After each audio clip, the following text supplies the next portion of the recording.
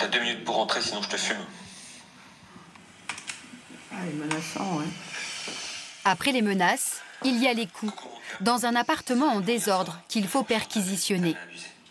T'inquiète pas, mon bébé. Mathilde est à l'hôpital après l'agression de Pierre, son compagnon. Lui est en garde à vue. Ces enquêteurs d'un jour sont à la recherche des preuves de violence.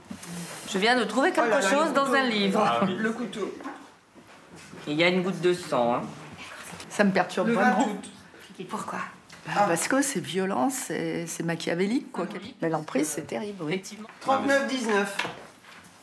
Ah, c'est peut-être ça. Ah oui, ouais. Bravo!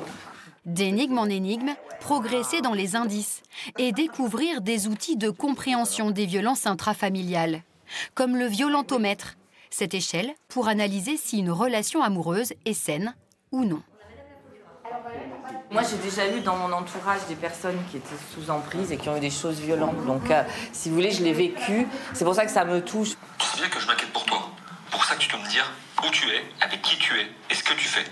Bande-son, scénario, tout a été écrit par Orlane Duvernay pour mieux immerger le grand public dans des drames souvent cachés derrière des portes closes.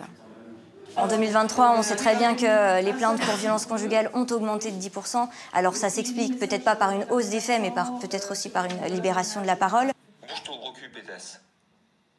En les plongeant au cœur de l'histoire de ce couple, on espérait vraiment pouvoir les sensibiliser au plus près pour qu'ils puissent après acquérir les bons réflexes et surtout en parler autour d'eux. Après le recueil de preuves, il faut rendre compte au procureur de la République. Je crois que vous êtes allé perquisitionner au domicile de Monsieur Lefort. C'est ça. Vous avez trouvé des éléments qui viennent étayer les faits pour lesquels il a été placé en garde à vue, à savoir les violences conjugales.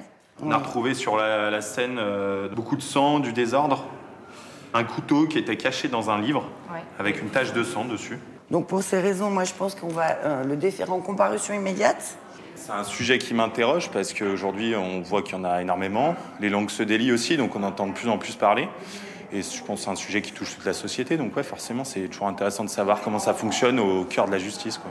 On attend aussi de la société civile qu'elle puisse jouer un rôle de vigie, un premier relais pour peut-être dénoncer ces violences. On sait que toutes ne sont pas portées à la connaissance de la justice, donc autant quand c'est entre nos mains, on sait faire, entre guillemets.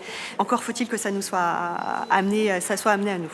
Sensibiliser pour améliorer l'alerte, le tribunal de Villefranche a enregistré 2 féminicides ces 2 dernières années.